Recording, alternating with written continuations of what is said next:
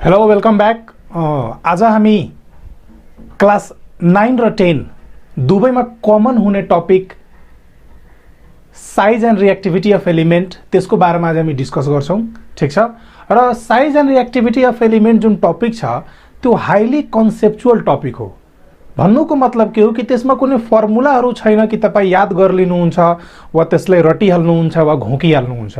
त्यसलाई हरेक कुरालाई एकदम स्मुथली इजिली एकदम टेक्निकली बुझ्नुपर्छ र मैले त्यही टपिक हजुरहरुको लागि लिएर आएको छु। किनभने धेरै जसो स्टुडेन्टहरुलाई कन्सेप्चुअली बुझ्नमा के हुन्छ गाह्रो हुन्छ, तर यो भिडियो हेरिसकेपछि मलाई पूरा विश्वास छ कि तपाईहरुलाई सजिलो स्मुथली इजिली तपाई त्यसलाई ह्यान्डल गर्न सक्नुहुन्छ र कुनै पनि क्वेशन जुन साइज एन्ड रिएक्टिभिटी अफ एलिमेन्टहरुसँग छ त्यसलाई इजिली सोल्भ गर्न सक्नुहुन्छ। ठीक छ। त size and reactivity of element यो चाहिँ 9 र 10 दुवैमा छ क्लास 10 को केमिस्ट्री भन्ने पार्टमा। र यहाँ के छ कि size and reactivity of element प्राय जसो हामी मेटल र नन मेटललाई मध्यनजर राखेर पढ्छौं। ठीक छ। मतलब मेटल्समा साइज एन्ड रिएक्टिभिटीमा के असर पर्छ, नन मेटल्समा साइज एन्ड रिएक्टिभिटीमा के असर पर्छ जब हामी पिरियोडिक टेबलमा माथिबाट तल मतलब फ्रम टप टु बटम वा फ्रम लेफ्ट टु राइट जान्छौं तब तपाईहरुलाई थाहा नै होला। पिरियोडिक टेबल तपाईले हेर्नु नै भएको होला कि पिरियोडिक टेबलमा के हुन्छ, दुई किसिमका कोठाहरू हुन्छन्। एउटा भर्टिकल कोठाहरू, एउटा होरिजेन्टल कोठाहरू। भर्टिकल कोठालाई हामी ग्रुप्स भन्छौं, होरिजेन्टल कोठाहरूलाई हामी पिरियड भन्छौं। भर्टिकल कोठाहरूमा हामीलाई टप टु बटम आउनुपर्छ, होरिजेन्टल कोठाहरूमा हामीलाई लेफ्ट टु राइट जानुपर्छ र त्यसैमा मेटल्सहरू र नन मेटल्सहरू के छ व्यवस्थित भएर बसेका छन्। त जसरी हामी लेफ्ट टु राइट वा टप टु बटम आउँछौं त त्यहाँ size and reactivity of metals र नन मेटल्समा धेरै परिवर्तनहरू आउँछन्। त्यही परिवर्तन त्यही चेन्जेसलाई हामीले के गर्नु छ एकदम इजिली तरिकाले एकदमै मिठो तरिकाले हामीले के गर्नु छ भने त बुझ्नु छ। ठीक छ। पहिलो म कन्फ्युजन के क्लियर गर्न चाहन्छु कि धेरै विद्यार्थीहरू मेटल्स र नन मेटल्समा फसिहाल्छन्, तिनीहरू बिर्सिहाल्छन्। त चिन्ता नगर्नुस्, आज म तपाईलाई एउटा यस्तो कुरा बताउनेवाला छु जसबाट तपाई जिन्दगीभर कहिले पनि मेटल र नन मेटल बिर्सिनी हुन्न। यिनीहरूको बीचको के छ भने त फरक के छ। तपाईले महाभारत त हेर्नु भएको होला, त्यसमा एउटा बहुत ही राम्रो पात्र छ कर्ण, अर्को पात्र छ दुर्योधन। के छ भने त दुर्योधन हो यो मेटल र नन मेटल, एकजना कर्ण हो र एकजना के हो भन्नुस् त दुर्योधन हो। कर्ण के हो, त्यो दानवीर हो, त्यसले आफ्नो कवच कुण्डल दानमा दिदियो र आफ्नो जीवन पनि दानमा दिदियो। मतलब त्यो सब कुरा के छ दानमा दिन्छ। ठीक छ। र दुर्योधन के हो, त्यो बडा लोभी हो, त्यो सब कुरा के गर्छ छिन्छ। आफ्नै भाइहरुसँग प्रपर्टी छिन लियो, पछि जब प्रपर्टी दिने बेला आयो त के भन्यो सुईको नोख बराबर जमिन पनि दिदिन। मतलब त्यो लोभी हो, त्यो खाली के गर्छ छिन्छ बस। त मेटल भनेको कर्ण हो र नन मेटल भनेको दुर्योधन हो। मेटलले के गर्छ जसरी कर्णले सब कुरा दानमा दिदिन्छ त्यसै गरी मेटल्सले इलेक्ट्रोनलाई दानमा दिन्छ। भन्नुको मतलब इलेक्ट्रोन लुज गर्छ। र नन मेटल भनेको दुर्योधन जस्तो हो, दुर्योधनले के गर्छ सब कुरा छिन्छ, त्यसै गरी तपाईको नन मेटलले के गर्छ छिन्छ। के छिन्छ, इलेक्ट्रोन छिन्छ। भन्नुको मतलब इट गेन्स इलेक्ट्रोन। त कुरा बुझिहाल्नुस्, metals those elements which loses electron, जुन एलिमेन्टहरूले इलेक्ट्रोन लुज गर्छ त्यसलाई हामी के भन्छौं भन्नुस् त मेटल भन्छौं। र जुन एलिमेन्ट इलेक्ट्रोन गेन गर्छ त्यसलाई हामी के भन्छौं भने त नन मेटल भन्छौं। मेटलोइड्सको बारेमा हामी अहिले कुरा नगरौं किनभने त्यसको रिलेसन यो टपिकसँग छैन। अहिले हामी मेटल्स र नन मेटल्समा फोकस मात्र गरौं। त अबदेखि तपाईहरुलाई मेटल्सको डेफिनिसन वा मेटल्सको क्लियर डिफरेन्स सोधियो भने सिधा भनिदिनु होला कि सर मेटल त कर्ण जस्तो हो, त्यो त सब दानमा गर्दिन्छ। मतलब मेटल्स लुजेज इलेक्ट्रोन। त्यसपछि नन मेटल कस्तो हो सर, अरे त भर्खर त भने थिए कि नन मेटल भन्नुको मतलब को थियो, त्यो दुर्योधन थियो लोभीवाला, त्यसले के गर्छ सब कुरा छिन लिन्छ। मतलब नन मेटल्स गेन इलेक्ट्रोन, के गर्छ भन्नुस् त गेन इलेक्ट्रोन। ठीक छ। त यो एकदमै सर्ट तरिकाले र सिम्पल तरिकाले मेटल्स र नन मेटल्सलाई तपाई आजीवन बिर्सिनु न। र अर्को कुरामा तपाईलाई के बताइदियो एकदम इम्पोर्टेन्ट कि धेरै पल्ट र धेरै ठाउँमा मेटल्स र नन मेटल्स के हो सोधिँदाखेरि विद्यार्थीहरू के भन्छन् कि मेटल्स कन्डक्ट इलेक्ट्रिसिटी। मेटल्सको डेफिनिसन सोध्नुहुन्छ भने तिनीहरू भन्छन् metals conduct electricity, they are malleable ductile. No, यो शब्द त्यसको प्रोपर्टिज हो, फिचर हो, डेफिनिसन होइन। कुरा बुझ्यौ है, यहाँ फिचर र डेफिनिसन बेग्ला बेग्लै कुरा हो। त्यसैले मेटल्सको ओरिजिनल डेफिनेसन र नन मेटल्सको ओरिजिनल डेफिनेसन के हो त मेटल्स लुज इलेक्ट्रोन्स र नन मेटल्स के भन्नुस् त गेन इलेक्ट्रोन। ठीक छ, ओके। अब हामी यहाँ पिरियोडिक टेबलमा जुन ग्रुप र पिरियड छ, ठीक छ, म त्यसलाई अलिकति सर्ट तरिकाले बताउन कोसिस गरिरहेको छु। हामीलाई जति चाहियो त्यति मात्र म बताउँछु र त्यसलाई तपाईहरु बुझ्ने कोसिस गर्नु होला। एकदम सिम्पल छ। ल हेरौँ त यहाँ पिरियोडिक टेबलमा ग्रुप र पिरियड हेरौँ यहाँ, भेरी सिम्पल। पिरियोडिक टेबलमा जुन माथिदेखि तल वा खडा कोठाहरू हुन्छ के हुन्छ भन्नुस् त, यो खडा कोठाहरू हुन्छ है। यहाँ यो एरोलाई तपाईँ के बुझ्नुस्, खडा कोठाहरू, ठीक छ, भर्टिकल। र यही पिरियोडिक टेबलमा होरिजेन्टल कोठाहरू हुन्छ, के हुन्छ भन्नुस् त, होरिजेन्टल कोठाहरू हुन्छ, होरिजेन्टल कोठाहरू हुन्छ, होरिजेन्टल कोठा हुन्छ। यहाँ कुरा बुझ्नुस्, यहाँ पिरियोडिक टेबलमा दुई किसिमको कोठा तपाईँ हेर्नुहुन्छ। यो खडा कोठाहरू, यो सबलाई के भनिन्छ भन्नुस् त, भर्टिकल। के भनिन्छ, भर्टिकल कलम्स। के भनिन्छ भन्नुस् त, भर्टिकल कलम्स, ठीक छ। र यो जुन छ सुतेका, यसलाई भनिन्छ होरिजेन्टल रो। के भनिन्छ भन्नुस् त, होरिजेन्टल रो, होरिजेन्टल रोज, ठीक छ। र तपाईलाई थाहा नै छ कि भर्टिकल कलम्समा ग्रुपहरू हुन्छन्। के हुन्छ भन्नुस् त, ग्रुप्सहरू हुन्छन्, उनीहरूलाई ग्रुप्स भनिन्छ, ठीक छ। र तपाईको होरिजेन्टल रोजलाई पिरियड भनिन्छ। के भनिन्छ भन्नुस् त, पिरियड भनिन्छ। यो कुरा बुझ्न धेरै जरुरी छ। यहाँ पिरियोडिक टेबलमा जुन भर्टिकल कलम्सहरू हुन्छ त्यसलाई ग्रुप्स भनिन्छ र पिरियोडिक टेबलमा जुन होरिजेन्टल रोजहरू हुन्छ त्यसलाई पिरियड भनिन्छ। अब तपाईहरु आफै हेर्नुस् त, यो कोठाहरूमा नि एलिमेन्टहरू अरेन्ज भएर बसेको हुन्छ, ठीक छ नि। त ग्रुपमा हामी के गर्न सक्छौं, तलबाट माथि आउन सक्छौं। यो सब कुन भाग हो, यो भाग के हो भन्न त, टप भाग हो। कुन भाग हो भन्नुस् त, टप। यो जुन पार्टहरू छ यसलाई के भनिन्छ, टप। र यो के छ भन्न त, बटम। के छ भन्न त, बटम। कुरा बुझ्नुस् है। यहाँ त ग्रुपमा हामी के गर्न सक्छौं, माथिबाट तल आउन सक्छौं वा तलबाट माथि जान सक्छौं, ठीक।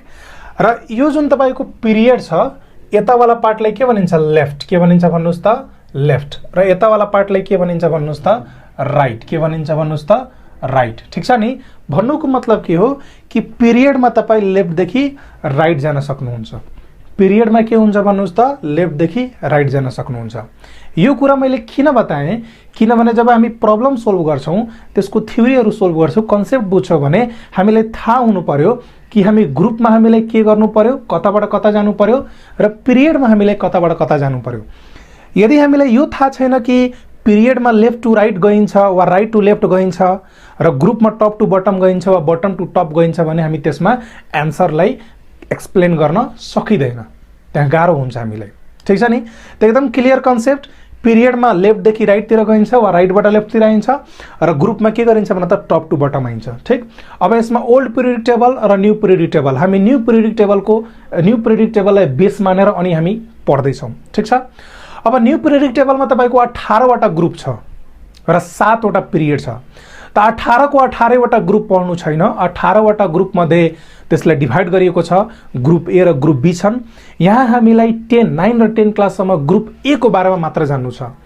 त तपाईको ग्रुप ए मा पनि धेरै ग्रुपहरू छन्, हामीलाई मात्र मेटल्सको ग्रुप र नन मेटल्सको ग्रुप जान्नु छ, ठीक छ। त मेटल्सको ग्रुपमा 1A 2A 3A र नन मेटल्सको ग्रुपमा 5A 6A 7A। बस यो 6 वटा ग्रुप जान्यो भने हाम्रो बेडा के हुन्छ, पार भइहाल्छ। भन्नुको मतलब हामीले जानकारी एकदम अधिक भइहाल्छ, ठीक छ। त मेटल्सको ग्रुप 1 2 र 3 र तपाईको के भन्छ, नन मेटल्सको ग्रुप 5 6 7, दुवैमा ए छ, ठीक छ नि। अब हेर्नुस् है, यहाँ त ग्रुपमा हामीले के गर्नु छ, माथिबाट तलतिर आउनु छ। त तपाई मेटल्सको ग्रुपमा माथिबाट तल आउनुस् र नन मेटल्सको ग्रुपमा माथिबाट तल आउनुस्, ठीक छ, वा तलबाट माथितिर जानुस्। एउटा मेटलको ग्रुपमा जे हुन्छ अर्को मेटलको ग्रुपमा पनि त्यही हुन्छ। एउटा नन मेटलको ग्रुपमा जे हुन्छ अर्को नन मेटलको ग्रुपमा पनि त्यही हुन्छ। भन्नुको मतलब के हो कि 1A मेटलको ग्रुपमा माथिबाट तल आउँदाखेरि जे घटना घट्छ त्यही घटना 2A मेटलको ग्रुपमा घट्छ माथिबाट तल आउँदाखेरि। 5A नन मेटलको ग्रुपमा माथिबाट तल आउँदाखेरि जे घटनाहरू घट्छ, जे चेन्जेसहरू आउँछ, त्यही चेन्जेसहरू 6 र 7A नन मेटलको ग्रुपमा माथिबाट तल आउँदाखेरि हुन्छ, ठीक छ। त्यसैले मैले के भन्दै कि एउटा मेटल्सको ग्रुपमा माथिबाट तल आउँदाखेरि जे हुन्छ अर्को मेटल्सको ग्रुपमा पनि त्यही हुन्छ र त्यसैगरी नन मेटलको ग्रुपमा माथिबाट तल आउँदाखेरि जे हुन्छ अर्को नन मेटलको ग्रुपमा पनि माथिबाट तल आउँदाखेरि त्यही हुन्छ। कुरा बुझ्नुभयो? अब यो कुरालाई मैले साइडमा एकदम सर्ट रूपमा लेखिदिरहेको छु र त्यसपछि हामी के गर्छौँ अगाडि बढ्छौँ आफ्नो साइज एन्ड रिएक्टिभिटी तर्फ। ठीक छ, ओके। ल हेर्नुहोस् त यहाँ मैले एकदमै सिम्पल तरिकाले ग्रुप र पिरियडलाई डिनोट गर्ने कोसिस गरिदिएको छु। पिरियड तपाईँको होरिजेन्टल, ग्रुप भनेको भर्टिकल, पिरियडमा टप टु बटम र ग्रुपमा तपाईँको टप टु बटम र पिरियडमा तपाईँ के भन्नुहोस् त लेफ्ट टु राइट। अब हामी वापस आउँ मेटल्स र नन मेटलको बारेमा। साइज एन्ड रिएक्टिभिटीलाई कुरा गर्नुभन्दा पहिला म तपाईँलाई केही इम्पोर्टेन्ट कुराहरू बताइदिरहेको छु, एकदम इम्पोर्टेन्ट छ, सुनौ यहाँ। ठिक छ, मेटल्स के भन्नुहोस् त मेटल्स, यहाँ बुझौँ है, यहाँ एकदम इम्पोर्टेन्ट छ यहाँ, किनभने यहीँबाट कन्सेप्टको सुरुवात हुन्छ। मेटल्सलाई म यमले डिनोट गर्छु। ठिक छ, मेटल्स, मेटल्सको काम के हो भन्नुहोस् त लुज इलेक्ट्रोन। यो त दानवीर कर्ण हो, लुज इलेक्ट्रोन, ई माइनसको मतलब इलेक्ट्रोन भइगयो। ठिक छ, मेटल्स के हो कर्ण हो, दानवीर कर्ण हो र त्यसले के गर्छ इलेक्ट्रोन लुज गर्छ, त लुज इलेक्ट्रोन। ठिक, अब तपाईँहरू मलाई बताउनुहोस्, तपाईँलाई थाहा पनि होला कि जो चाँडै इलेक्ट्रोन लुज गर्छ के गर्छ भन्नुहोस् त, जो चाँडै इलेक्ट्रोन लुज गर्छ, जो फास्ट इलेक्ट्रोन के गर्छ लुज गर्छ, त्यस्तो मेटललाई के भनिन्छ मोर रिएक्टिभ। के भनिन्छ भन्नुहोस् त मोर रिएक्टिभ। के भनिन्छ भन्नुहोस् त मोर रिएक्टिभ। एम को मतलब यहाँ मेटल्स भइहाल्छ, के भइहाल्छ मेटल्स भइहाल्छ। ठिक छ नि। त्यसै गरी जो स्लो लुज गर्छ के गर्छ भन त, जो स्लो लुज गर्छ, जो स्लो लुज इलेक्ट्रोन गर्छ त्यो भइहाल्छ लेस रिएक्टिभ। के भइहाल्छ लेस रिएक्टिभ। यो कन्सेप्टलाई राम्ररी बुझौँ, यही काम लाग्छ है यहाँ। फेरि सुनौँ है, यहाँ मेटल्स कर्ण हो र यो के हो भन त, यसको काम हो लुज इलेक्ट्रोन गर्ने, दान गर्ने। त जो चाँडै दान गरिदिन्छ एकदम चाँडै, त्यो के भइहाल्छ मोर रिएक्टिभ मेटल, एकदम फास्ट। र जो स्लो लुज गर्छ त्यो के भइहाल्छ भन त लेस रिएक्टिभ। के भइहाल्छ भन त लेस रिएक्टिभ।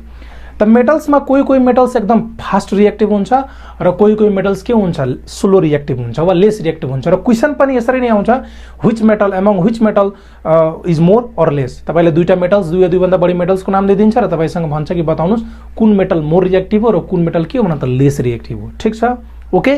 त यहाँ बुझिहाल्नु होला कि कसलाई हामी मोर रिएक्टिभ भन्छौँ र कसलाई लेस रिएक्टिभ भन्छौँ। त जुन मेटल एकदम चाँडै साफ देन एन्ड देयर रिलिज गरिदिन्छ त्यो मोर रिएक्टिभ, र जुन मेटल्सले बिस्तारै इलेक्ट्रोन छोड्छ वा रिलिज गर्छ वा लुज गर्छ त्यसलाई हामी के भन्छौँ लेस रिएक्टिभ। यही हालत नन मेटलको पनि छ। कसको पनि छ भन त नन मेटलको। त हेरौँ त यहाँ नन मेटल। ठिक छ, नन मेटल, नन मेटललाई म एनएमले डिनोट गर्छु। केले डिनोट गर्छ भन्नुहोस् त एनएमले। तब हेरौँ त यहाँ नन मेटल त दुर्योधन हो, लोभी हो। ठिक छ, त यसले के गर्छ भन्नुहोस् त गेन इलेक्ट्रोन गर्छ। के गर्छ गेन इलेक्ट्रोन। ठिक, अब तपाईहरु आफै भन्नुहोस् त यसैको जस्तो हुन्छ, जो फास्ट गेन गर्छ के गर्छ भन्नुहोस् त, जो फास्ट गेन इलेक्ट्रोन गर्छ त्यो के हुन्छ मोर, के भन्नुहोस् त मोर रिएक्टिभ नन मेटल। यहाँ एनएम को मतलब के भइहाल्छ नन मेटल।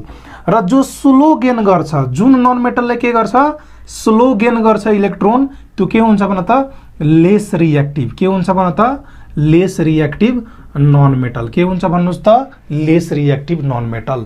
यसैको जस्तो छ, मेटलकै जस्तो छ यो, ठ्याक्क अपोजिट। ठिक छ नि, किनभने मेटल र नन मेटल के हो एकअर्काको दुश्मन हो, जानी दुश्मन हो। ठिक छ नि, एकजना केपी ओली हो त अर्को के हो प्रचण्ड हो। के भन्नुहोस् त प्रचण्ड। एकजना इन्डिया हो त अर्को के हो पाकिस्तान हो, किनभने दुवै के छ उल्टा बिहेभ गर्छ। त मेटल्स जो लुज गर्छ इलेक्ट्रोन, जो फास्ट लुज गरिदियो त्यो मोर रिएक्टिभ, जो स्लो लुज गर्यो त्यो लेस रिएक्टिभ। नन मेटल लोभी हो दुर्योधन जस्तो, यसले के गर्छ इलेक्ट्रोन गेन गर्छ। जो फास्ट गेन गरिलियो त्यो के हो भन त मोर रिएक्टिभ, जो स्लो गेन गर्यो त्यो के भन्नुहोस् त लेस रिएक्टिभ। ठिक छ नि, यसको युज हुनेवाला छ, यसलाई कन्सेप्चुअली तपाईँले दिमागमा राख्नु होला र तपाईँले अहिलेसम्म बुझिसक्नु होला। ठिक छ, अब यहाँ म एउटा अझै कुरा तपाईँलाई बताउन गइरहेको छु कि यसमा एउटा इम्पोर्टेन्ट कुरा के छ कि तपाईँले जुन 10 क्लासमा, ठिक छ नि 10 क्लासमा ग्रेभिटेसनल फोर्सको बारेमा पढ्नुभयो होला, त्यो फोर्सको रिलेसन, त्यसको रिलेसन यसमा अलिकति यहाँ युज छ, त्यसलाई हामी बुझ्ने कोसिस गर्छौँ। ठिक छ, ओके। त भर्खर मैले भने कि ग्रेभिटेशनल फोर्सको एउटा जुन फर्मुला छ त्यसको हल्का यसमा युज छ, म त्यसलाई तपाईँ बताउन गइरहेको छु, ध्यान दिएर सुन्नु होला यहाँ। ठिक छ, हेरौँ त यहाँ ग्रेभिटेशनल फोर्सको फर्मुला छ फोर्स डाइरेक्टली प्रोपोर्सनल टु के भन्नुहोस् त m1 m2 बाई के भन्नुहोस् d स्क्वायर। ठिक छ, यो ग्रेभिटेशनल फोर्स हो जसमा दुईटा मास भएको बडीको बीचमा सेन्टरदेखिको दूरीको बीचमा फोर्स लाग्छ, त्यसलाई हामी के भन्छौँ ग्रेभिटेशनल फोर्स भन्छौँ।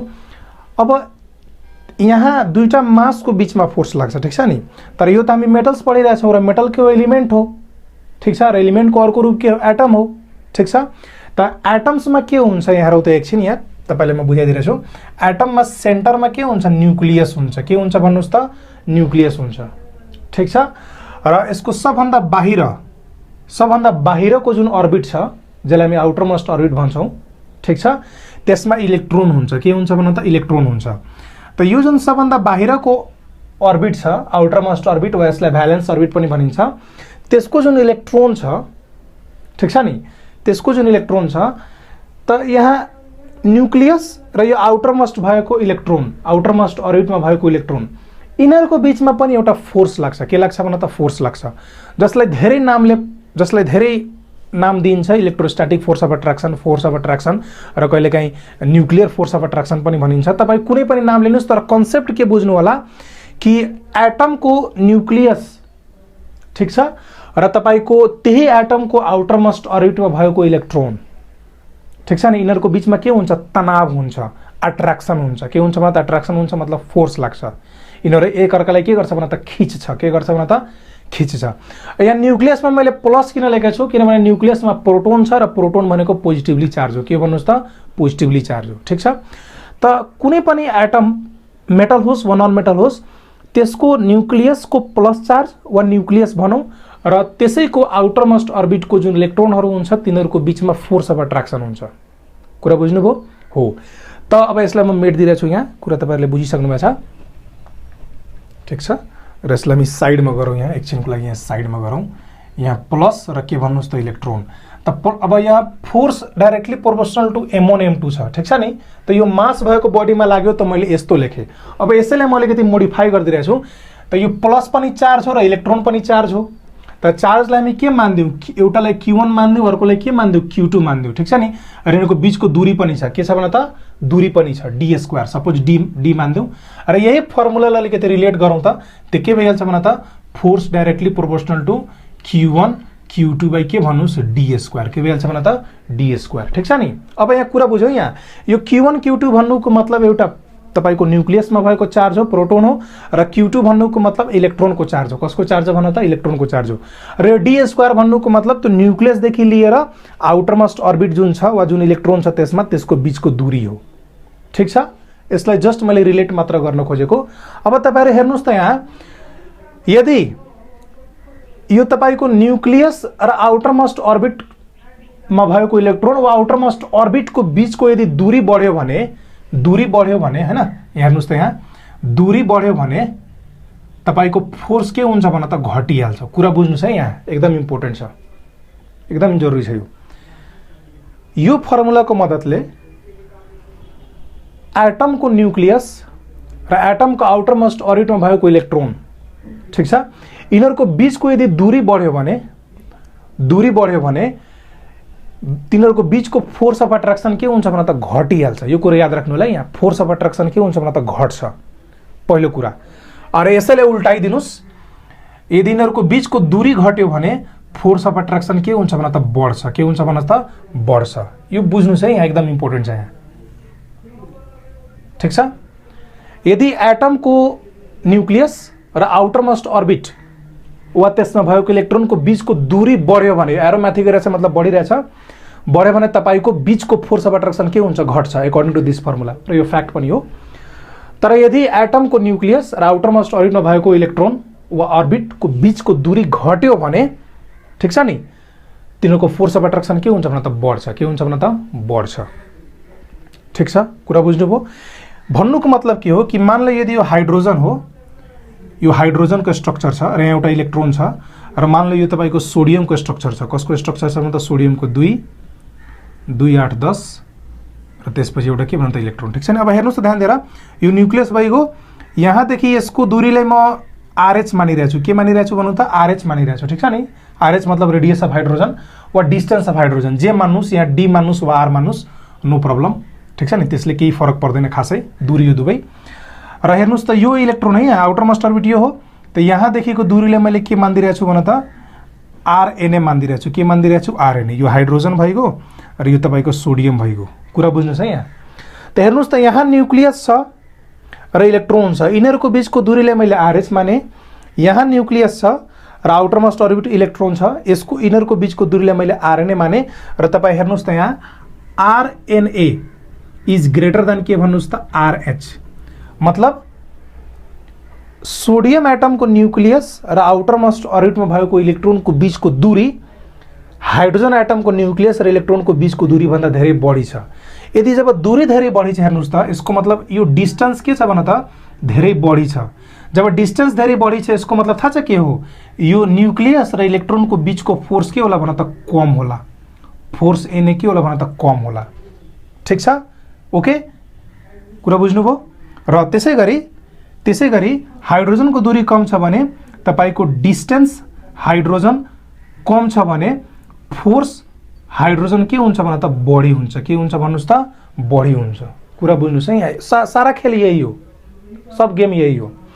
त कम्पेयर गर्नुस् त, त्यसो भए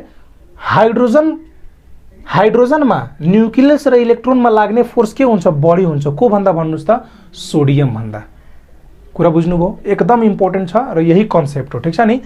त हामीले के बुझ्नु पर्यो कि यदि न्यूक्लियस र इलेक्ट्रोनको बिचको दूरी बढ्दै छ भने, ठिक छ, तपाईको के हुन्छ भन त तिनीहरूको बिचको लाग्ने फोर्स के हुन्छ घट्छ। र फोर्स अफ एट्र्याक्सन जहिले पनि न्यूक्लियस र आउटर मोस्ट इलेक्ट्रोनमा मात्र लाग्छ, यो मानेर हामी एक्सप्लेन गर्छौं वा यसलाई बुझ्छौं। ठिक छ नि। किनभने भित्रको जुन अर्बिटहरू छ त्यसमा भएको इलेक्ट्रोन के हुन्छ स्टेबल हुन्छ। यही हो तपाईको बहुत यो के भन्छ नटखट इलेक्ट्रोन जुन छ नि, यही हो के। ठिक छ नि। त यो न्यूक्लियस र इलेक्ट्रोनको बिचको दूरी बढ्यो भने फोर्स के हुन्छ भन त घट्छ, कम तान्छ। र दूरी घट्यो भने फोर्स के हुन्छ भन त बढ्छ। यो कन्सेप्टलाई बुझ्न धेरै जरुरी छ। ठिक छ। अब यसलाई म मेट दिइरहेको छु र जुन मेन कुरा छ त्यसलाई हामी साइडमा लेख्छु। ठिक छ। ल एकैछिन हेरौँ यहाँ।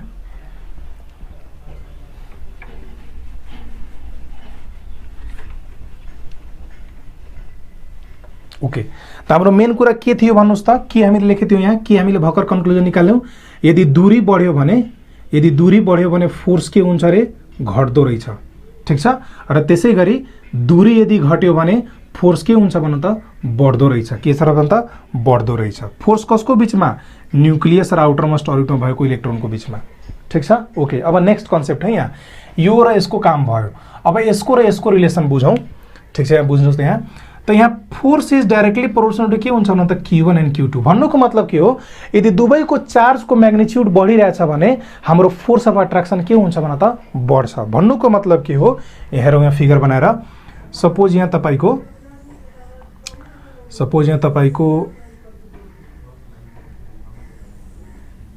हेर्नु यहाँ 2 8 10 12 यो म्याग्नेजियम हो। के हो भन्नुस् त म्याग्नेजियम हो। ठिक छ नि।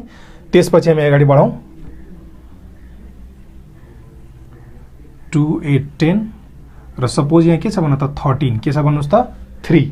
ठिक छ नि। अब हेरौँ त यहाँ एकदम इम्पोर्टेन्ट यहाँ। अब यसको यो तपाईको अल्मुनियम भएको, के भएको भन्नुस् त अल्मुनियम भएको। ठिक छ नि।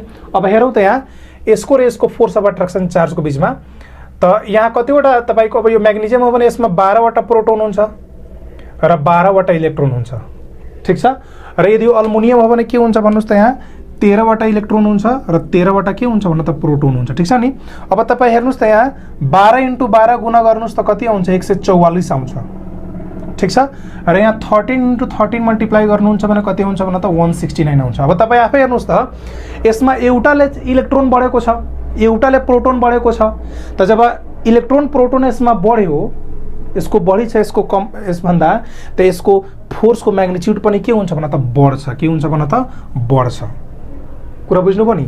त यहाँ त्यही कुरा छ कि यहाँ जब चार्जको भ्यालु बढ्छ नि त फोर्सको म्याग्निट्युड पनि के हुन्छ भन्न त बढ्छ। भन्नुको मतलब के हो कि यहाँ र यहाँ लाग्ने फोर्स, ठिक छ, यहाँ र यहाँ लाग्ने फोर्स मतलब फोर्स अफ म्याग्नेजियम, के भन्नुस् त फोर्स अफ मैग्नेजियम र यहाँ लाग्ने फोर्स मतलब फोर्स अफ अल्मुनियम के भन्नुस् त force of aluminium the force of aluminium is greater than what force of magnesium why because the amount of charge has increased and force is directly proportional to product of charges के भन्नुस् त product of charges भन्नुको मतलब हाम्रो conclusion के आयो त कि यदि चार्ज को हैन चार्ज को प्रोडक्ट बढ्छ भने तपाईको फोर्स पनि के हुन्छ भने त बढ्छ ठीक र यदि चार्ज को के भन्नुस् त सरी यदि चार्ज को प्रोडक्ट घट्छ भने फोर्स पनि के हुन्छ भन्नुस् त घट्छ ठीक छ नि यति हाम्रो के भयो त कन्क्लुजन भयो बस यही दुईवटा कन्सेप्टबाट के हुन्छ भने त हाम्रो पूरा साइज एन्ड रिएक्टिभिटी सोल्भ हुन्छ ओके त हामीले हेरिसक्यौं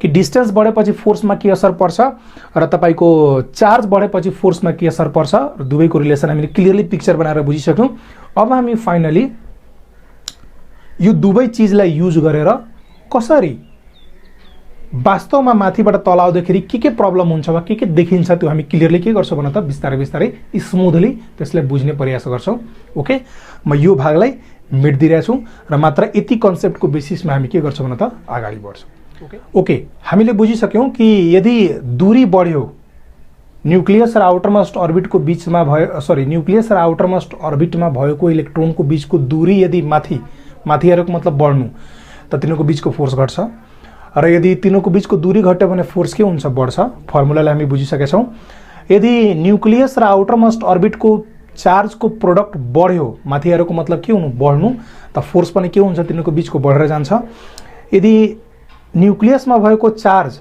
र आउटरमोस्ट अर्बिटमा भएको इलेक्ट्रोनको चार्ज को प्रोडक्ट घट्यो त तिनीको बीचको फोर्स पनि के हुन्छ भने त घटेर जान्छ ठीक अब यही कन्सेप्टलाई युज गरेर हामी के गर्छौं भने त साइज एन्ड रिएक्टिभिटी पढ्छौं पहिला ग्रुपमा त्यो पनि मेटल ग्रुपमा कसो ग्रुपमा भन्नुस् त मेटल ग्रुपमा त मेटलमा मैले तपाईलाई सुरुमै भने कि हामीसँग तीनवटा ग्रुप छ ग्रुप 1 2 एन्ड 3 र त्यो जुन ग्रुपहरु छ त्यहाँ हामी एउटा ग्रुपको लागि पढ्छौं र अर्को ग्रुप पनि के हुन्छ भने त त्यही कुरा हुन्छ मैले सुरुमै भन्दिए जे ग्रुप 1 मा पढ्नु हुन्छ त्यही ग्रुप 2 र त्यही ग्रुप के हुन्छ भने त 3 मा हुन्छ ओके त त्यसो भए हामी ग्रुप 1 लाई फोकस गरौँ कसलाई फोकस गरौँ भने त ग्रुप 1 लाई ठीक छ त हेरौँ त यहाँ ग्रुप 1 मेटलको ग्रुप 1A यसलाई अल्काली मेटल पनि भनिन्छ के भनिन्छ भन्नुस् त अल्काली मेटल ठीक छ नि अल्काली मेटल यसलाई भनिन्छ ल अब हेर यहाँ यो ग्रुपमा हामी ग्रुप 1 को बारेमा बुझौं ठीक छ र ग्रुप 1 मा जे कुरा हुन्छ त्यही कुरा के हुन्छ भने त ग्रुप 2 र ग्रुप 3 मा पनि हुन्छ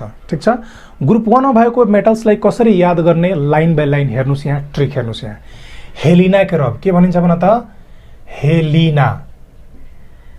हेलिना के रब यसलाई के भनिन्छ भन्नुस् त हेलिना के रब हो यो ग्रुप 1 मा भएको मेटलको सिक्वेन्शियल अरेन्जमेन्ट हो र म तपाईलाई भन्दिउ यो क्वेशनलाई सोल्भ गर्नको लागि साइज एन्ड रिएक्टिभिटी क्वेशनलाई सोल्भ गर्नको लागि हामीले सिक्वेन्सली याद गर्न धेरै जरुरी छ किनभने एक्जाममा सिक्वेन्सली सोच्छ तपाईसँग यदि तपाईले सिक्वेन्सली याद छैन भने तपाई फस्नुहुन्छ र तपाई फेल भइहाल्नुहुन्छ कुरा बुझ्नुभयो कसरी याद गर्ने हेलिना के रब के भनिन्छ भने त हेलिना के रब ल हेरौ त यहाँ ठीक छ अब यसमा के हुन्छ माथिबाट तलतिर आएपछि साइजमा के चेन्ज भयो र रिएक्टिभिटीमा के चेन्ज भयो भन्नुको मतलब माथिबाट तल आएपछि साइज बढ्यो कि घट्यो माथिबाट तल आएपछि रिएक्टिभिटी बढ्यो घट्यो त्यही हामीले बुझ्नु छ ठीक त पहिला यिनीहरुको स्ट्रक्चर बनाऊ के बनाऊ भन्नुस् त स्ट्रक्चर ल स्ट्रक्चर बनाऊ त यहाँ ओके ल यहाँ हेर्नुस् है यहाँ स्ट्रक्चर बनाउनु पर्यो ल हेर्नुस् यहाँ म सबको स्ट्रक्चर पहिला बनाइदिरहेछु छु हेरौ त यहाँ यसको हामीले पर्दैन ठीक छ हामी छोड्दिन्छौं हेर्नुस् यहाँ यो तपाईको एउटा अर्बिट यसको हुन्छ दुईटा अर्बिट यसको हुन्छ तीनवटा अर्बिट ठीक छ यसको हुन्छ चारवटा अर्बिट कतिवटा अर्बिट हुन्छ भन्नुस् त चारवटा अर्बिट ठीक छ नि यहाँ कुरा बुझ्नुस् है यहाँ एउटा इलेक्ट्रोन यहाँ दुईटा इलेक्ट्रोन एउटा इलेक्ट्रोन यहाँ फर्स्ट अर्बिटमा म दुईटा लेखिरहेको छु यसमा 8 वटा इलेक्ट्रोन र यहाँ एउटा इलेक्ट्रोन ठीक यहाँ दुईटा इलेक्ट्रोन 8 वटा इलेक्ट्रोन 8 वटा इलेक्ट्रोन र एउटा इलेक्ट्रोन ठीक छ नि यो मैले रफली स्ट्रक्चर बनाएको छु हुबहु होइन तर बुझ्नको लागि यो काफी छ ठीक छ नि यो तपाईको भयो हाइड्रोजनको न्यूक्लियस र हाइड्रोजनको एउटा मात्र अर्बिट हुन्छ त्यो अर्बिटमा भएको इलेक्ट्रोन यो तपाईको लिथियमको न्यूक्लियस आउटरमोस्ट अर्बिटमा भएको इलेक्ट्रोन सोडियमको न्यूक्लियस आउटरमोस्ट अर्बिटमा भएको इलेक्ट्रोन पोटासियमको न्यूक्लियस आउटरमोस्ट अर्बिटमा भएको इलेक्ट्रोन ठीक छ नि त हामीलाई यो बीच वा यो भित्रको अर्बिटसँग कामै छैन हाम्रो मेन टार्गेट के हो भन त यो आउटरमोस्ट हो कुन भन्नुस् त आउटरमोस्ट अर्बिट हो यो कुरा बुझ्नुस् है, एकदम इम्पोर्टेन्ट छ, ठिक छ नि। अब यहाँ ध्यान दिएर हेर्नुस् त, यहाँ हाम्रो के फर्मुला थियो भन्नुस् त, तपाईहरु आफै भन्नुस् त, हाम्रो के फर्मुला थियो? फोर्स डाइरेक्टली प्रोपोर्सनल टु के भन्नुस् त? Q1 Q2 by d square. हाम्रो यही नै फर्मुला थियो, यही फर्मुलाबाट यो आएको छ, यो सबै हो, यही फर्मुलाको यसमा युज हुनेवाला छ यहाँ। अब पहिला हेरौँ, यहाँ सबभन्दा पहिला साइजको कुरा गरौँ। के को कुरा गरौँ भन्नुस् त? साइजको कुरा। भन्नुको मतलब के हो कि टप टु बटम आएपछि साइजमा के चेन्ज आउँछ? टप टु बटम आएपछि साइजमा के चेन्ज आउँछ? हेर्नुस् त ध्यान दिएर, एकदम सिम्पल है, हेर्नु यहाँ। हेर्नुस् तपाईहरु, यो हाइड्रोजनको रेडियसलाई म RH मानिरहेको छु। के मानिरहेको छु भने त RH मानिरहेको छु, ठिक छ नि। र यो लिथियमको जुन रेडियस छ, रेडियस भन्नुस् वा डिस्टेन्स भनौँ, त्यसलाई म RL मानिरहेको छु, RL माने है यहाँ। र यो जुन सोडियमको छ यसको बीचको दूरी, त्यसलाई म के मानेको छु? RNA मानिरहेको छु, RNA। र पोटासियमको दूरीलाई म के मानिरहेको छु भने त RK मानिरहेको छु। के मानिरहेको छु भने त RK, ठिक छ नि। मैले तपाईलाई सुरुमै भनेको थिएँ कि डिस्टेन्स वा दूरी कहाँबाट नापिन्छ भन्नुस् त? न्युक्लियसदेखि आउटर मोस्ट अर्बिटसम्म। अब यो अन्धोले पनि बताइदिन्छ। हेर्नुस् त तपाईहरु, ध्यान दिएर हेर्नुस् त, यो कति सानो छ भन्नुस् त? हाइड्रोजनको न्युक्लियस र आउटर मोस्ट अर्बिटमा भएको इलेक्ट्रोनको दूरी। यो हेर्नुस् त अलिकति बढ्यो कि बढेन भन्नुस् त? यो हेर्नुस् त अझै अलिकति बढ्यो, यो हेर्नुस् त अझै अलिकति बढ्यो। किन यस्तो भइरहेछ त? ध्यान दिनुस् त, यसमा यो एउटा मात्र अर्बिट छ, यसमा हेर्नुस् दुईटा अर्बिट भयो, यसमा हेर्नुस् तीनवटा अर्बिट भयो, यसमा हेर्नुस् चारवटा अर्बिट छ। कतिवटा अर्बिट छ भने त चारवटा। एउटा अर्बिट, 1 2, दुईटा अर्बिट, 1 2 3, तीनवटा अर्बिट, 1 2 3 4, चारवटा अर्बिट। भन्नुको मतलब के हो कि जब हामी माथिबाट तलतिर आइरहेछौँ ग्रुपमा, when we are coming from top to bottom in the group, then the number of orbits are increasing gradually. यो कुरा माथि ध्यान दिऊ है यहाँ। When we come from top to bottom in case of group, then the number of orbits are increasing gradually. जब number of orbit बढ्छ त orbit बढ्यो भने न्युक्लियस र आउटर मोस्ट अर्बिटको बीचको दूरी पनि के हुन्छ भने त बढ्छ। र तपाईलाई थाहा छ एटम एउटा स्फियर हो, र जब स्फियरको रेडियस बढ्छ, दूरी बढ्छ सेन्टरबाट, त के हुन्छ भन्नुस् त? त्यसको साइज पनि के हुन्छ? बढ्दै जान्छ। त भन्नुको मतलब तात्पर्य के हो कि when we come from top to bottom, then number of orbits increases. के भन्नुस् त? Number of orbits increases. When number of orbits increases, then distance between nucleus and outermost orbit also increases, or radius of atom increases, due to which the size of atom increases gradually. जसले गर्दा के हुन्छ भने त atoms को size के हुन्छ? लगातार बढ्छ। भन्नुको मतलब तलबाट माथितिर आउँदाखेरि के हुन्छ? एटम्स ठुलठुलो हुँदै जान्छ। यसको फाइनल कन्क्लुजन के भयो कि पोटासियम सोडियम भन्दा ठुलो हुन्छ, सोडियम लिथियम भन्दा ठुलो हुन्छ, लिथियम हाइड्रोजन भन्दा ठुलो हुन्छ, सोडियम पोटासियम भन्दा सानो हुन्छ, लिथियम सोडियम भन्दा सानो हुन्छ, हाइड्रोजन लिथियम भन्दा के हुन्छ भन्नुस् त? सानो हुन्छ। त सबभन्दा ठुलो के भयो? पोटासियम भयो, ठिक छ नि। र सबभन्दा सानो के भएको? हाइड्रोजन भयो। त जो टपमा छ त्यो सानो, र जो बटममा जान्छ त्यो के हुन्छ भने त ठुलो भइहाल्छ। when we come from top to bottom in case of metal in group, के भन्नुस् त? Metal in group. अब यसको तल पनि छ रुबिडियम। अब रुबिडियम पोटासियम भन्दा अझै ठुलो हुन्छ। त्यो रुबिडियम हामीले पढ्नु छैन, त्यसैले मैले यसलाई छोडिदिएँ। पोटासियमसँग हामीलाई जान्नु छ। तात्पर्य के आयो? तात्पर्य यो आयो कि ग्रुपमा माथिबाट तल आउँदाखेरि नंबर अफ अर्बिट बढ्दो रहेछ। नंबर अफ अर्बिट बढेको कारण तिनीहरूको बीचको दूरी बढ्दो रहेछ, रेडियस बढ्दो रहेछ, र एटमको रेडियस बढेपछि त्यसको साइज के हुन्छ? बढ्छ। त्यसैले जति जति हामी तल गयौँ त्यति तिनीहरूको साइज के भन्न त? बढ्दै गयो। यसमा होप कुनै पनि कन्फ्युजन नहुनु पर्ने, ठिक छ नि। त हेरौँ त यहाँ, त हामी यहाँ के लेख्न सक्छौँ भन्नुस् त? when we come from top to bottom, then number of orbit, के भन्नुस् त?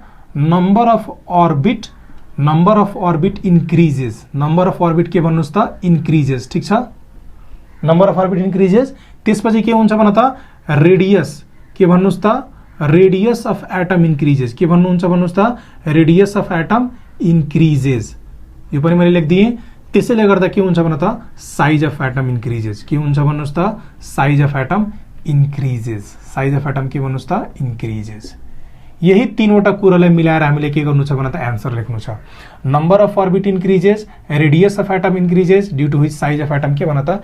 इन्क्रिजेस। सकिन्छ कि नै? केही गाह्रो? एकदम सजिलो तरिकाले यसलाई हामी बुझ्न सक्छौं। Any doubt? नो डाउट, ठीक छ। यसलाई तपाईहरु लेख्नुस् र मलाई पूरा विश्वास छ यो तपाईले बुझिसक्नु भयो। एकदम सिम्पल तरिकाले छ, कहीं पनि केही झुकिने वा केही प्रश्न उठ्ने कुरै छैन यसमा। एकदम क्रिस्टल क्लियर, पानी जस्तै के एकदम सफा, ठीक छ।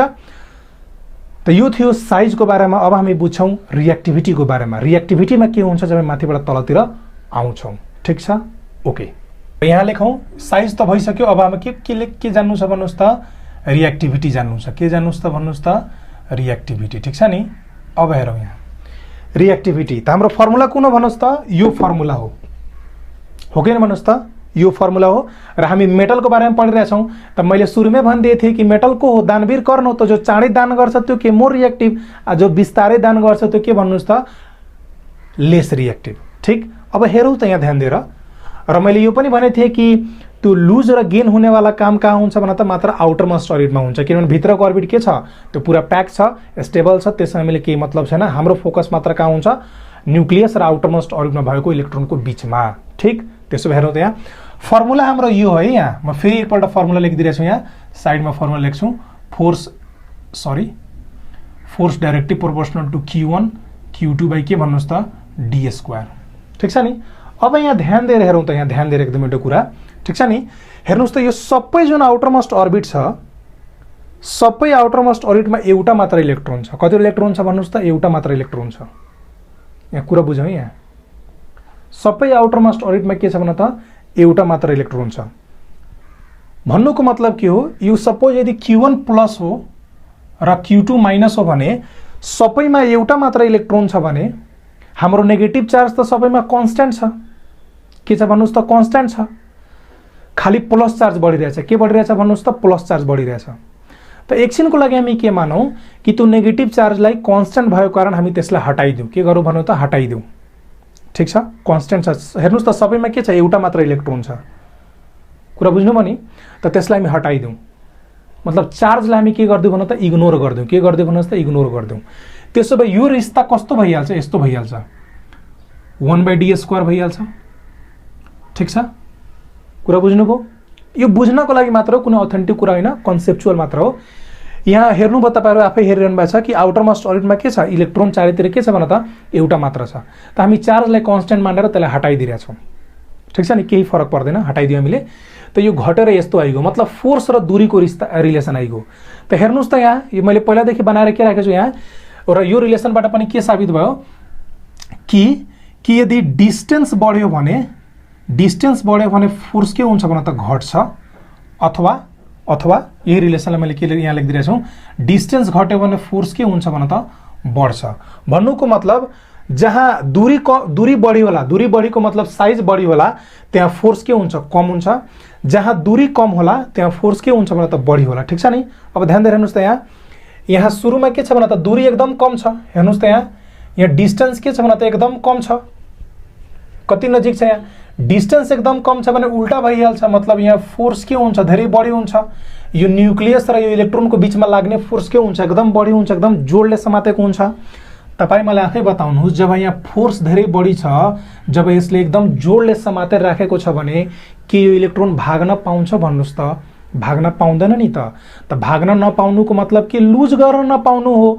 लुज गर्न नपाउनुको मतलब के हो, रिएक्टिभिटी कम हुनु हो, किनभने हामी मेटल पढिरहेछौँ। त जब फोर्स धेरै बढिहाल्छ त लुज कम भइहाल्छ। लुज के हुन्छ भने त, कम भइहाल्छ। र जब मैले तपाईँलाई अघि नै बताइदिएको थिएँ, जब लुज कम भइहाल्छ त रिएक्टिभिटी पनि के हुन्छ भने त, कम हुन्छ। रिएक्टिभिटी के हुन्छ भन्नुहोस् त, कम हुन्छ। ठिक छ। अब यहाँ तलतिर एकदम पोटासियम आएर हेरौँ त, यहाँ के छ भन्नुहोस् त, यहाँ दूरी के छ, न्युक्लियस र इलेक्ट्रोनको यो आउटर मोस्ट अर्बिटको बिचको दूरी के छ, धेरै बढी छ। त हेरौँ त यहाँ दूरी एकदम बढी छ, एकदम हाई छ। ठिक छ, यसको र यसको बिचमा दूरी धेरै बढी छ। र यो फर्मुलाको अनुसार वा यतिको अनुसार जब दूरी धेरै बढिहाल्छ, हेर्नुहोस् त यहाँ जब दूरी धेरै बढिहाल्छ त फोर्स के हुन्छ भन्नुहोस् त, कम हुन्छ। जब यिनीहरूको बिचको ग्याप धेरै बढिहाल्छ त यो न्युक्लियस र यो बाहिरको जुन इलेक्ट्रोन छ, यिनीहरूको बिचको फोर्स के हुन्छ भने त, धेरै कम भइहाल्छ। ठिक, भन्नुको मतलब के हो, यसलाई बढी जोडले समात्न सक्दैन। फोर्स अफ एट्र्याक्सन त हुन्छ तर बहुत कम हुन्छ। तपाईँ मलाई आफै भन्नुहोस्, जब यिनीहरूको बिचको फोर्स अफ एट्र्याक्सन धेरै कम हुन्छ, ठिक छ, जब धेरै कम हुन्छ त के यो भाग्न सक्नमा यसलाई गाह्रो हुन्छ कि सजिलो हुन्छ भन्नुहोस् त, सजिलो हुन्छ नि, किनभने यहाँ फोर्स के छ भने त, कम छ। यसको मतलब के हुन्छ भने त, यो लुज फास्ट। के भन्नुहोस् त, लुज फास्ट। जब इलेक्ट्रोन लुज फास्ट, त मैले अघि नै भनेको थिएँ, तपाईँलाई थाहा होला रिएक्टिभिटी के भन त फास्ट वा रिएक्टिभिटी के भन्नुस् त मोर, के भन्नुस् त मोर। त्यसो भए तपाईँ माथिबाट तलतिर आउनुस् त, माथिबाट जब तपाईँ तलतिर आइरहनु भएछ त दूरी सबको बढिरहेछ लगातार। जब दूरी बढिरहेछ यसको मतलब फोर्स घट्छ लगातार। जब फोर्स लगातार घटिरहेछ यसको मतलब के हुन्छ, लगातार फास्ट लुज गर्छ, र जब लगातार फास्ट लुज गर्छ त लगातार मोर रिएक्टिभ हुन्छ। के हुन्छ भन्नुस् त, मोर रिएक्टिभ हुन्छ। भन्नुको तात्पर्य के हो कि माथिबाट तलतिर आउँदाखेरि दूरी बढ्छ, दूरी बढेको कारण न्यूक्लियस र आउटरमोस्ट अर्बिटको फोर्स अफ एट्र्याक्सन घट्छ। फोर्स घटेको कारण यिनीहरू के गर्छ, लुज गर्न सक्षम हुन्छ, र लुज गर्न सक्षम भएको कारण यिनीहरूको रिएक्टिभिटी बढ्छ। र मेटल्सको कामै हो लुज गर्ने, दान गर्ने, त जो जति चाँडै लुज गर्यो त्यति मोर रिएक्टिभ हुन्छ। फाइनल कन्क्लुजन के आयो कि माथिबाट तलतिर आउँदाखेरि रिएक्टिभिटी बढ्छ। के हुन्छ भन्नुहोस् त, रिएक्टिभिटी बढ्छ। त in case of metal when we come from top to bottom in group then size and reactivity both increases. Both के हुन्छ भन्नुहोस् त, इन्क्रिज हुन्छ। यसको मतलब के हो कि पोटासियम साइजमा पनि ठुलो हुन्छ र रिएक्टिभिटीमा पनि ठुलो हुन्छ, को भन्दा, माथिको सबैभन्दा।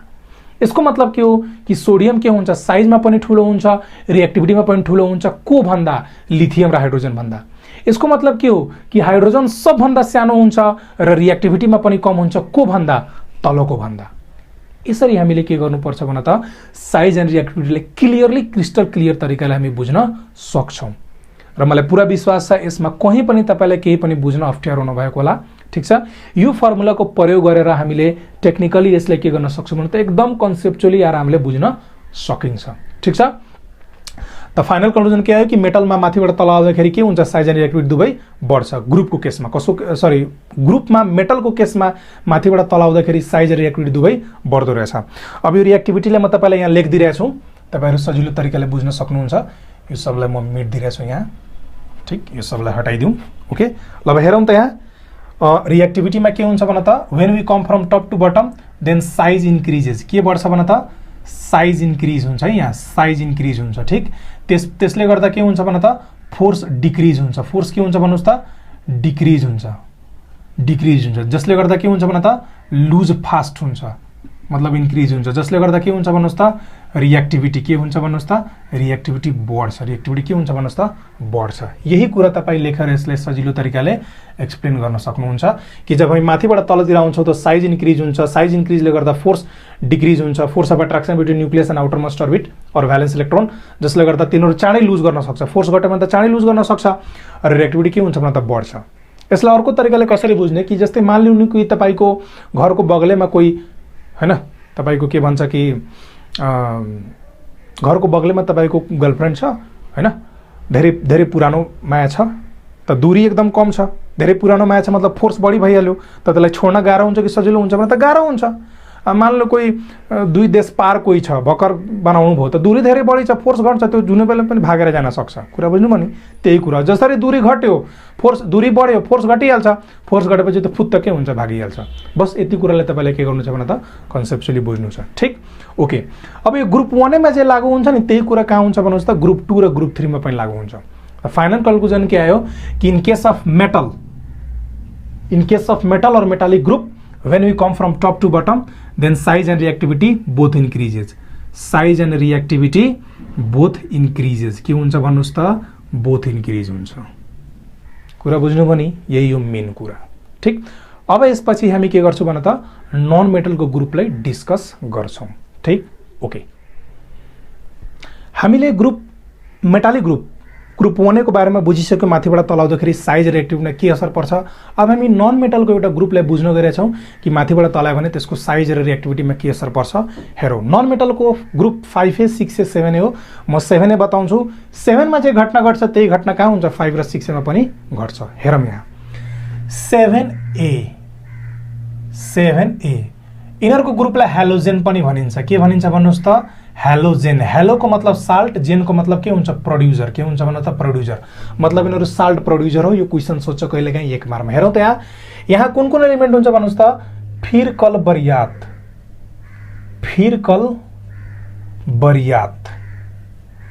फिरकल के भन्नुस् त, बरियात। याद गर्न टेक्निक हो, फिरकल बरियात भन्नुको मतलब फ्लोरिन, क्लोरिन, ब्रोमिन, आयोडिन, एस्टाटिन। भन्नुको मतलब के भन्न त, फ्लोरिन, क्लोरिन, ब्रोमिन, आयोडिन, एस्टाटिन। ठीक छ नि। अब हेर्नु, हाम्रो काम फ्लोरिन र क्लोरिन सम्म चलिहाल्छ, ठीक छ, म बताउँछु पनि यतिकै। तर कहिलेकाहीँ ब्रोमिन र आयोडिन पनि सोधिदिन्छ, त तपाईँहरू कन्फ्युज नहुनु होला कि माथिबाट तल आउँदाखेरि के हुन्छ। ठिक छ नि, 20 सम्म भनेको हाम्रो क्लोरिन मात्र पर्छ। ओके, तर म बताइदिइरहेको छु सबैको लागि। ओके, तर के भन्छ एक्सप्लेन गर्ने बेलामा म फ्लोरिन र क्लोरिनलाई मात्र उठाउँछु। यो दुवै जस्ताको त्यस्तै रहन्छ, तर यसमा त्यही घटना घट्छ जुन माथिबाट तलतिर आउँदा घट्छ। कुरा बुझ्नुभयो? ओके, यसलाई म मेट दिइरहेको छु है यहाँ। अब हेर्नुहोस् यहाँ, त यहाँ म लेखिरहेको छु फ्लोरिन। के लेखिरहेको छु भन्नुहोस् त? फ्लोरिन। र यहाँ लेखिरहेको छु क्लोरिन। तल तपाईँको ब्रोमिन, आयोडिन र एस्टाटिन छ, यसरी बुझ्नु होला। ठिक छ नि? ओके, अब फेरि त्यही कुरा, पहिला स्ट्रक्चर बनाउनु पर्यो, त स्ट्रक्चर बनाउ त। अब फ्लोरिनको एटमिक नम्बर 9 हो। ठिक छ नि, त्यही हिसाबले बनाउनु पर्यो, त बनाउ त। पहिलोमा 2 र त्यसपछि के भन्नुहोस् त? 7। के भन्नुहोस् त? 7। 7वटा बनाउनु त गाह्रो छ। एकैछिन, 7वटा बनाउनु त गाह्रो छ, त्यसैले म के गरिदिरहेको छु यहाँ एकदम सजिलोको लागि यहाँ म लेखिदिरहेको छु। यो 7वटा छ। कतिवटा छ भन्नुहोस् त? 7वटा। त्यसपछि क्लोरिनको बनाउ त। क्लोरिनको पनि 2, 2 8 10 र 7। के भन्नुहोस् त? 17। 17 भएको, किनभने यसको एटमिक नम्बर के हो? 17 हो। यसको एटमिक नम्बर के भन त? 9 हो। 9 र के भन्नुहोस् त? 17। जतिवटा एटमिक नम्बर त्यतिवटा के हुन्छ भन त? इलेक्ट्रोन र प्रोटोन हुन्छ। ठिक छ नि? अब फेरि त्यही कुरा, सबभन्दा पहिला कसको बारेमा पढ्नु पर्यो भने त साइजको बारेमा। त यहाँ म लेखिदिरहेको छु साइज। के भन्नुहोस् त? साइज। ठिक छ नि? अब हेरौँ त, ध्यान दिएर यहाँ। त यो तपाईँको फ्लोरिन हो, त न्युक्लियस र आउटरमोस्टको बीचको दूरीलाई म के मानिरहेको छु? म आरएफ मानिरहेको छु। यसको न्युक्लियस र आउटरमोस्ट अर्बिटको बीचको दूरीलाई म के मानिरहेको छु? आरसी मानिरहेको छु। के मानिरहेको छु? फर इक्जाम्पल आरसी मानिरहेको छु। ठिक छ नि? अब तपाईहरु आफै ध्यान दिएर हेर्नुहोस् त, आफै ध्यान दिएर हेर्नुहोस् त। यहाँ 2टा अर्बिट छ, यहाँ आयो भने 3वटा भयो, अझै तल गयो भने 4वटा हुन्छ, अझै तल गयो भने 5वटा हुन्छ, अझै तल गयो भने के हुन्छ? 6वटा हुन्छ। भन्नुको मतलब के हो? यसमा पनि नन मेटलमा पनि माथिबाट तल आउँदाखेरि के भइरहेछ? अर्बिटको संख्या बढिरहेछ। अर्बिटको संख्या बढेपछि के हुन्छ? रेडियस बढिरहेछ, दूरी बढिरहेछ, जसले गर्दा साइज अफ एटम के हुन्छ भने त बढ्छ। म यसमा अलि फास्ट गरिरहेको छु किनभने यो मेटल जस्तो छ। त नन मेटलको ग्रुप होस् वा मेटल ग्रुप होस्, माथिबाट तल आउँदाखेरि के हुन्छ रे? अर्बिटको संख्या बढ्छ, दूरी बढ्छ, जसले गर्दा के हुन्छ? साइज पनि के हुन्छ? बढ्छ। भन्नुको मतलब के हो? When you come from top to bottom in case of non metal also, then number of orbit increases. के हुन्छ भन्नुस् त? Number of orbit increases. ठीक छ नि? जसले गर्दा के हुन्छ भन त? रेडियस। के भन्नुस् त? Radius of atom. Radius of atom के हुन्छ भन त? इन्क्रिजेस। जसले गर्दा के हुन्छ भन्नुस् त? Size of atom increases. Size of atom के हुन्छ भन्नुस् त? इन्क्रिजेस। कुरा बुझ्नुभयो? यसको मतलब के हो कि क्लोरिन फ्लोरिन भन्दा बडका छ, ठुलो छ। एस्टाटिन आयोडिन भन्दा के छ? ठुलो छ। यो फ्लोरिनमा सबभन्दा के छ भन्नुस् त? सानो छ। के छ भन्नुस् त? सानो छ। यसको मतलब यही नै हो। ठीक?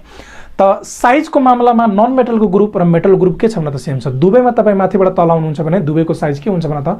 बढ्छ। रिजन तपाईँको सामने छ।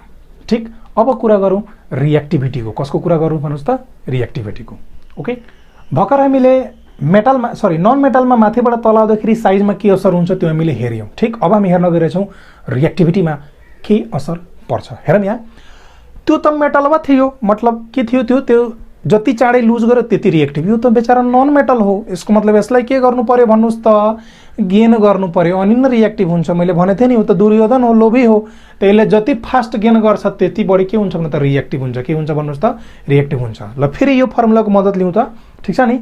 यहाँ हेरौँ त, ध्यान दिएर यहाँ हेरौँ त। यहाँ फोर्स डाइरेक्टली के भन त?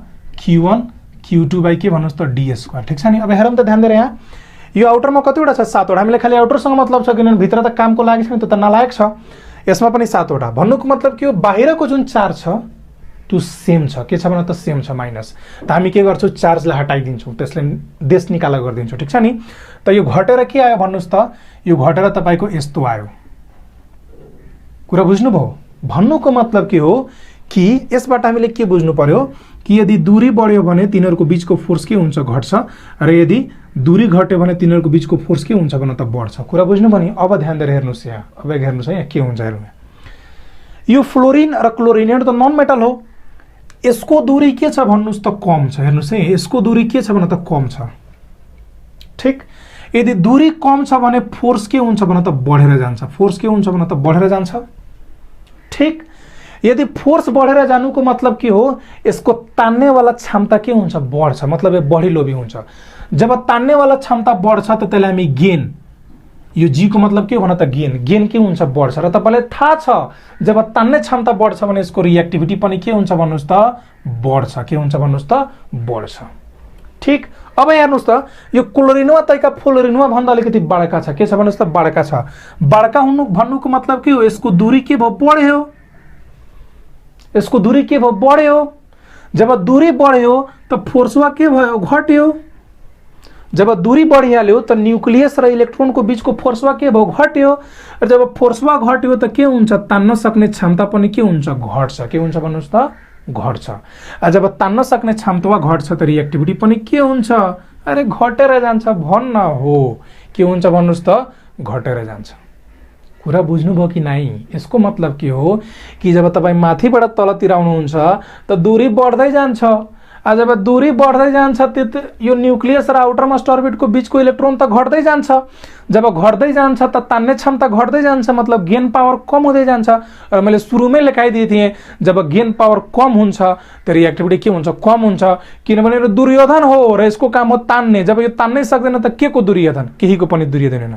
भन्नुको मतलब के हो कि माथिबाट तल आएपछि यिनीहरूको साइज त बढ्छ तर रिएक्टिभिटी के हुन्छ भने त घटेर जान्छ। यसको मतलब के हो, एस्टाटिन सबभन्दा कम दुर्योधन, यो फ्लोरिन सबभन्दा बडका दुर्योधन। ठीक, मतलब यो सबभन्दा चाँडै गेन गर्छ, यो सबभन्दा के गर्छ स्लो गेन गर्छ। त्यसैले बहुत ठुलो दुर्योधन, यो सबभन्दा सानो दुर्योधन। मेटलमा के थियो, माथिवाला सानो कर्ण र तलवाला सबभन्दा ठुलो कर्ण। कुरा बुझ्नुभयो, मतलब मोर रिएक्टिभ। त हामीले यहाँ के बुझ्नु पर्यो, हामीले कन्क्लुजन के आयो, कसरी थ्योरीमा लेख्ने, कसरी यहाँ थ्योरीमा लेख्ने, थ्योरीमा लेख्दाखेरि कसरी लेख्ने कि when we come from top to bottom in case of non metal then size के भन्नुस् त साइज इन्क्रिजेस, के भइहाल्छ भन त साइज इन्क्रिजेस। जसले गर्दा के हुन्छ भन त फोर्स डिक्रिजेस, के हुन्छ भन त फोर्स डिक्रिजेस। जसले गर्दा के हुन्छ भन त गेन डिक्रिजेस। जसले गर्दा के हुन्छ भन त रिएक्टिभिटी डिक्रिजेस, के हुन्छ भन्नुस् त डिक्रिज हुन्छ। यो कुरा हामीले बुझ्नु पर्यो। यसको मतलब जति तल गयो भने त्यसको रिएक्टिभिटी के हुन्छ नन मेटलको डाउन भएर जान्छ, के भएर जान्छ भन्नुस् त डाउन भएर जान्छ। ठीक छ नि, कुरा बुझ्नुभयो। त यहाँ हामीले अब यो ग्रुपमा जे हुन्छ, जे घटना घट्यो त्यही घटना ग्रुप 5 र ग्रुप 6 मा पनि हुन्छ। र ग्रुप 5 र ग्रुप 6 को एलिमेन्ट र ग्रुप 2 र ग्रुप 3 को एलिमेन्टले पनि तपाईले सिरियली याद गर्न धेरै जरुरी छ। जसरी यो फिरिकल बर याद भयो त्यो हेलिना करब थियो, त्यसैगरी सबको ट्रिक छ, टेन्सन लिनु पर्दैन। तर यो तपाईलाई जान्न धेरै जरुरी छ, किनभने सिक्वेन्सली थाहा हुन्छ अनि मात्र तपाई एक्ज्याक्ट लेख्न सक्नुहुन्छ। यदि तलमाथि गरेर याद गर्नुभयो भने तपाई बिर्सिहाल्नुहुन्छ सब सखाप, अनि तपाईको के हुन्छ सत्यानाश हुन्छ। कुरा बुझ्नुभयो। अब म सबैलाई जोडेर म एउटा कन्क्लुड गरिदिरहेको छु, अनि तपाई त्यसबाट के गर्न सक्नुहुन्छ इजिली बुझ्न सक्नुहुन्छ। ओके ओके, यहाँ हेर्नुस् त, यहाँ मैले कम्बाइन गरेर सब कुरा लेखिदिन्छु। यहाँ यो मेटलको ग्रुप भयो, यो नन मेटलको ग्रुप भयो, टप बटम साइज। जब मेटल होस् वा नन मेटल होस्, दुवैमा जब हामी माथिबाट तलतिर आउँछौँ के गर्छौँ भने त माथिबाट तलतिर आउँछौँ भने दुवैको साइज के हुन्छ इन्क्रिज हुन्छ। त्यसैले मैले के लेखेको छु साइज बोथ इन्क्रिजेस। ठीक छ नि। र रिएक्टिभिटी हेरौँ त, मेटलको केसमा के हुन्छ माथिबाट तल आयो भने रिएक्टिभिटी बढ्छ, के हुन्छ भने त बढ्छ। तर नन मेटल केसमा टप टु बटम आयो भने रिएक्टिभिटी के हुन्छ डिक्रिज हुन्छ। एरो हेर्नुस् है, एरो के रहेछ माथिबाट तलतिर आइरहेछ। The reactivity in metal increases and in non-metal decreases when you come from top to bottom. But in case of metal and non-metal, in size, मामला both increases. In case of के भन त metal or non-metal when you come from top to bottom. अब यहाँबाट हाम्रो पूरा clear भइसक्यो कि माथिबाट तल आएपछि ग्रुपमा र पिरियडमा के हुन्छ, ग्रुपमा के हुन्छ in case of metal and non metal. अब हाम्रो नेक्स्टमा के हुन्छ, नेक्स्ट भिडियोमा हामी के गर्छौँ, लेफ्टदेखि राइट गएपछि के त्यहाँ चेन्जहरू आउँछ त्यो हामी बुझ्छौँ। त्यो पनि यतिकै नै सिम्पल छ, यतिकै नै मिठो र रसिलो छ, टेन्सन लिनु पर्दैन। त्यसलाई पनि हामी एकदमै आरामले मस्तीले त्यसलाई बुझ्छौँ। तबसम्म तपाईँ यसलाई के गर्नुस्, कन्टिन्युअसली कन्सेप्चुअली बुझ्ने प्रयास गर्नुस्। Okay, thank you.